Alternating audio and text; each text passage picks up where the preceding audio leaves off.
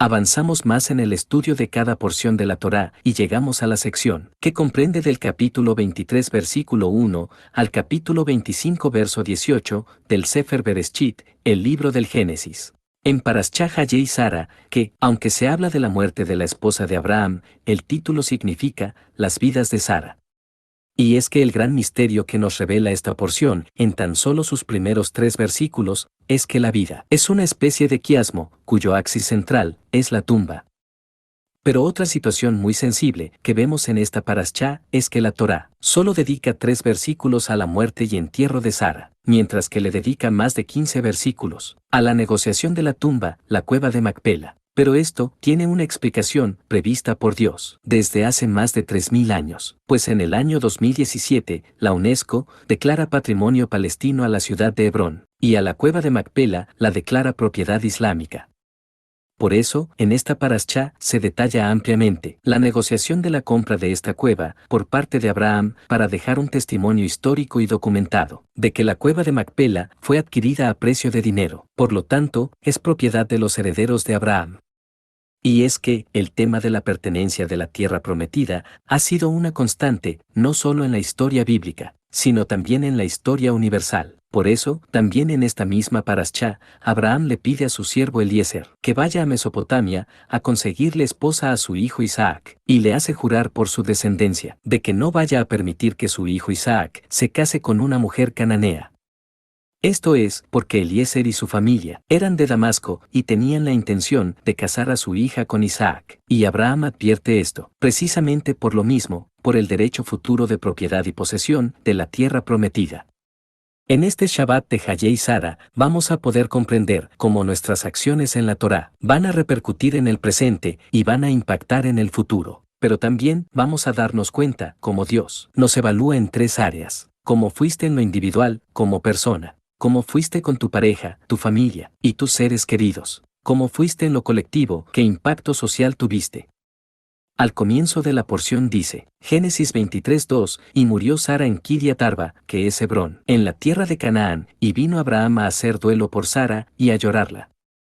Aquí donde señala que Abraham lloró por Sara, aparece la palabra hebrea, belibkota. Esta palabra tiene un simán, que es una señal en una de sus letras, pues la letra hebrea, kuv, aparece más pequeña que las demás. Esto nos enseña que, en ese momento, Abraham dejó salir sus emociones, lo cual es válido, y esto no nos hace menos espirituales, pues la verdad espiritual no está desconectada de la realidad física. Espiritualmente es válido dejar salir nuestras emociones, lo que no es válido es que las emociones nos dominen. La vida matrimonial de Abraham y Sara es una escuela de lo que va a suceder en nuestra vida personal. Abraham y Sara representan un solo ser, uno es el alma y el otro es el cuerpo, uno representa la parte espiritual y el otro la parte física.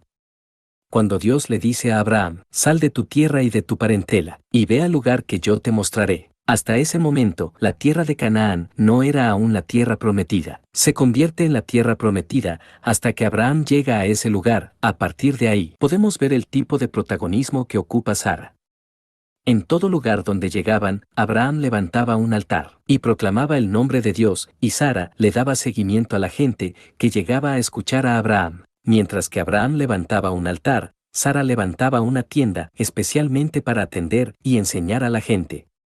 Sara también muestra el poder femenino y explota sus recursos, sus cualidades y sus atributos. Y sin decir nada, ni negociar nada, le salva la vida a su marido, no solo una vez, sino en 2 ocasiones, y ante 2 reyes, frente a Faraón en Egipto y frente a Abimelech en Gerar. También Sara muestra el empoderamiento de la mujer, siendo ella la mano dura del campamento. Por eso, vemos que Abraham mejor no le avisa cuando va a rescatar a Lot, y menos cuando lleva a consagrar a Isaac. Es Sara la que le escoge amante al marido para que tenga descendencia. Sara entiende y manifiesta que el tener hijos no solo es un deber biológico, sino que aboga por el deleite entre la pareja. Sara sabe tomar decisiones y darse su lugar en la relación que hay entre Abraham, Ismael y Agar. Y por algo, Abraham ya nunca buscó a Lot luego de la destrucción de Sodoma y Gomorra. El gran mérito de Sara, y que es ejemplo para todas las generaciones de las mujeres de fe, es saber aprovechar la relación de su marido con Dios para aterrizar esa relación en su casa y en sus relaciones sociales. Eso hizo que aquel campamento nómada se convirtiera en un paraíso. La fe de Sara consiste en aprovechar lo que viene de Dios para hacer de su entorno un Edén, y eso es lo que enseñaba en su tienda. En resumen, es Sara la que forja y fomenta una cultura divina en la tierra. Abraham estaba conectado con la divinidad y Sara ocupaba esa conexión para aplicarla en su casa y en su entorno. Y eso causa que se corrija el pecado de Eva y crea así una forma divina de cómo llevar una casa y una familia. Es por eso, por el mérito de Sara, que la descendencia de su esposo y de ella son una descendencia eterna. Por eso, a Abraham se le llama el padre de la fe, pero Sara, por méritos propios, es la madre de la fe. Isaías 51:1-2, oídme, los que seguís la justicia, los que buscáis a Dios. Mirad a la piedra de donde fuisteis cortados, y al hueco de la cantera de donde fuisteis arrancados. Mirad a Abraham vuestro padre, y a Sara que os dio a luz, porque cuando no era más que uno, solo lo llamé, y lo bendije y lo multipliqué. Primera de Pedro 3:6, como Sara obedecía a Abraham, llamándole Señor, de la cual vosotras habéis venido a ser hijas, si hacéis el bien, sin temer ninguna amenaza. Génesis 17:15-16, dijo también Dios a Abraham, a Sarai tu mujer no la llamarás Sarai, mas Sara será su nombre, y la bendeciré, y también te daré de ella hijo, sí, la bendeciré, y vendrá a ser madre de naciones, reyes de pueblos vendrán de ella. Las mismas bendiciones que Dios le da a Abraham, también esas mismas bendiciones se las da a Sara. Esta parashá, en este año, nos revela un gran misterio, y esta revelación nos da tranquilidad en relación a nuestros seres amados que han partido, y que no tuvieron la dicha de conocer y guardar Torá por cualquier circunstancia, pero que, en vida, fueron personas misericordiosas y de valores, gente que no merece el infierno, pero que no puede estar en el paraíso, por no haber guardado Torá. ¿Qué pasa con ellos? Algo de mucho prestigio en la vida de Sara fue su tienda, Génesis 24:67, y la trajo Isaac a la tienda de su madre Sara, y tomó a Rebeca por mujer, y la amó, y se consoló Isaac después de la muerte de su madre. La tienda de Sara es una prefiguración del tabernáculo y del templo, pues ahí enseñaba Torá. Por eso, la Biblia dice, Jueces 5:24, bendita sea entre las mujeres Jael, mujer de Geber Seneo, sobre las mujeres bendita sea en la tienda. En hebreo, el final del versículo dice, Minaschim Baogel Eborag, lo que significa que las mujeres en la tienda son bendecidas. Esto es muy importante porque en la parábola de Lázaro y el rico, el Mesías menciona que Lázaro llega a un lugar llamado el seno de Abraham. Lucas 16:19-23, había un hombre rico que se vestía de púrpura y de lino fino y hacía cada día banquete con esplendidez. Había también un mendigo llamado Lázaro, que estaba echado a la puerta de aquel, lleno de llagas, y ansiaba saciarse de las migajas que caían de la mesa del rico, y aun los perros venían y le lamían las llagas. Aconteció que murió el mendigo, y fue llevado por los ángeles al seno de Abraham, y murió también el rico, y fue sepultado. Y en el Hades alzó sus ojos, estando en tormentos, y vio de lejos a Abraham, y a Lázaro en su seno.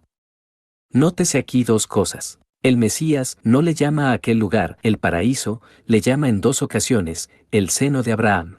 Y tampoco dice que el mendigo haya sido un hombre justo, observante de la Torá. Incluso más adelante dice que en vida Lázaro recibió males, por lo cual sabemos que no tenía la protección de la Torá, y sin embargo, este mendigo, al morir, no fue al lugar de tormento, los ángeles lo llevaron al seno de Abraham. Así de entrada, podríamos pensar que el seno de Abraham es una forma de llamarle al paraíso, pero ¿qué haría en el paraíso una persona que no observó Torá? Además, si se tratara del paraíso, el Mesías lo hubiera aclarado, diciendo que Lázaro el mendigo fue llevado al paraíso, pues vemos en otro pasaje de este mismo evangelio, como a un hombre arrepentido, el mismo Mesías, si le promete el paraíso, no el seno de Abraham. Lucas 23:42-43, y dijo a Jesús, acuérdate de mí cuando vengas en tu reino. Entonces Jesús le dijo, de cierto te digo que hoy estarás conmigo en el paraíso. Así que, el paraíso y el seno de Abraham no es el mismo lugar. Entonces, ¿qué es el seno de Abraham?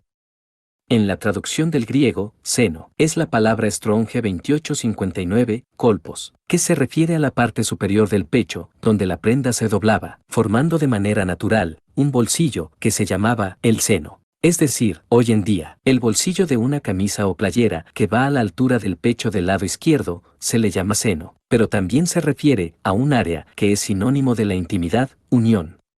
En el idioma original hebreo, seno, es la palabra Strong H2436, Heik, que literalmente significa seno o regazo, lugar dentro, al lado del corazón. Ya con estas definiciones, veamos lo que dice la Biblia. Génesis 17:15, dijo también Dios a Abraham, a Sarai tu mujer no la llamarás Sarai, mas Sara será su nombre. Esta misma frase, tu mujer, aparece en hebreo como Esh Heikeja, la mujer de tu seno. Transliterado a nuestro idioma, sería la mujer que amas. Entonces, uniendo las perlas de la palabra de Dios, podemos ver que el seno de Abraham es un lugar donde está Sara. Y a ese lugar, los ángeles llevan a la gente que, al morir, no merece el infierno, pero que tampoco guardó Torá. Por lo tanto, no puede entrar en el paraíso. ¿Y qué sucede en ese lugar? Lucas 16:25. Pero Abraham le dijo, Hijo, acuérdate que recibiste tus bienes en tu vida, y Lázaro también males, pero ahora éste es consolado aquí, y tú atormentado. En el seno de Abraham, la gente es consolada, Sara es quien les da consuelo, por medio de enseñarles la palabra de Dios, como lo hacía en su tienda, y en ese lugar, donde solo se enseña Torá, se manifiesta el Espíritu de Dios, al cual el mismo Mesías le llama el Consolador. Ya con esto, sabemos en dónde está el alma de la gente, que, al morir, no merecía el tormento, pero que, al no haber tenido Torá, no puede entrar en el paraíso. Ellos están en el seno de Abraham, donde la mujer del corazón de Abraham hace lo que siempre hizo, enseñar la palabra de Dios, la Torá. Ahora entendemos por qué, si esta parashá comienza hablando de la muerte de Sara, el título de la porción es Las vidas de Sara, porque la vida y la muerte existen en muchos niveles. El significado de la vida y de la muerte no se limita únicamente a esta dimensión física. Por eso, el Mesías dijo, Juan 11:25, le dijo Jesús, Yo soy la resurrección y la vida, el que cree en mí, aunque esté muerto, vivirá. La mayoría de las personas creemos que vivimos para nosotros mismos, y con esa idea pasamos nuestro día a día. Pero hay algo que dice la Biblia, y que la religión no nos ha enseñado, pero que Sara, la esposa de Abraham, sí lo tenía muy claro, que fuimos creados para vivir por el mundo. Génesis 1:28. Y los bendijo Dios, y les dijo, fructificad y multiplicaos, llenad la tierra, y sojuzgadla, y señoread en los peces del mar, en las aves de los cielos, y en todas las bestias que se mueven sobre la tierra. Cuando dice llenar la tierra, entendemos que hay que poblar el planeta a lo máximo, pero ese mandamiento ya está en ese mismo versículo cuando dice, multiplíquense. Entonces, esto de llenar la tierra se refiere a otro tipo de llenura. Aquí la palabra llenar también se traduce como henchir o hinchar. En hebreo, es la palabra male del Strong H4390 y se refiere básicamente a dotar, suministrar o abastecer, incluso se traduce como embarazar o desbordar. Estamos hablando de darle al mundo nuestra esencia. Sara entendió que fuimos creados para ser un conducto para plasmar en este mundo la voluntad de Dios, y así funcionaba junto con su marido. Abraham recibía la indicación de Dios y la ejecutaba, pero Sara entendía y comprendía la indicación y la hacía trascender entre la gente que iba a ellos, es decir, Abraham daba el fruto y Sara llenaba la tierra. La conciencia de Sara era aplicar el conocimiento para hacer un mundo mejor, es decir, se fijaba en qué área las cosas necesitaban mejorar y aplicaba ahí el conocimiento que recibía de la palabra de Dios, y con eso cumplía también el mandamiento del mismo versículo de sojuzgar la tierra. El término en hebreo para sojuzgar es la palabra kabash del Strong H3533, que significa conquistar y sujetar. Hoy en día, el mundo nos impone modas, tendencia y criterios, pero el mandamiento del Génesis es que seamos nosotros quienes establecen las tendencias y criterios en base al conocimiento de la palabra de Dios. Y eso es justamente lo que hacía Sara. Por eso, en alguna ocasión, Dios le dice a Abraham lo siguiente. Génesis 21:12. Entonces dijo Dios a Abraham, no te parezca grave a causa del muchacho y de tu sierva, en todo lo que te dijere Sara, oye su voz, porque en Isaac te será llamada descendencia. Por eso, la Biblia habla de las vidas de Sara, por todo lo que hizo, para que, en todo su entorno, se viviera conforme a lo que Dios dice, pero no en el sentido de obedecer órdenes, sino en el ambiente familiar y social que su esposo y ella estaba formando en su nueva tierra, y bajo las enseñanzas de Dios.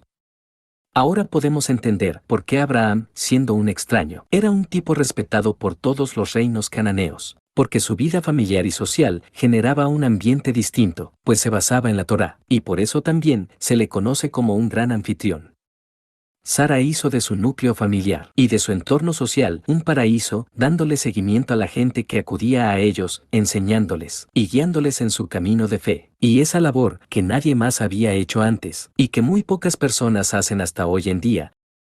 Esa misma labor continúa haciendo Sara con la gente que al morir, si bien no tuvo Torá y no pueden entrar al paraíso, tampoco son merecedores del infierno, y Dios en su justicia manda ángeles que los conduzcan a ese lugar, llamado el seno de Abraham, donde Sara atiende a esas almas buenas, y les enseña las cosas grandes, hermosas y maravillosas de la palabra de Dios. Entonces, el gran legado que Sara nos deja y nos enseña es que cada uno de nosotros hagamos de nuestro hogar y de nuestro entorno un paraíso, plasmando la palabra de Dios en cada ambiente donde participemos, pero sin religiosidad. Sara no evangelizaba, Sara enseñaba a vivir bien a la gente, y en eso consiste llenar la tierra y sojuzgarla. La trascendencia de Sara tiene paralelismo con la trascendencia de Yeshua el Mesías, pues el legado del Mesías consiste en que por su sacrificio renovó el pacto de Dios y lo abrió a todo el que quisiera venir al camino de la fe, y esto lo ha hecho trascender más allá de las limitaciones de distancia, idioma, cultura y credo. Sara dedicó su vida para hacer de su mundo un paraíso, y Yeshua dio su vida para que el mundo pudiera acceder al paraíso. Y los dos lo hicieron de la misma manera, llenando la tierra y sojuzgándola, todo conforme a lo que dice la palabra de Dios. Porque en su palabra está su presencia. Shabbat Shalom.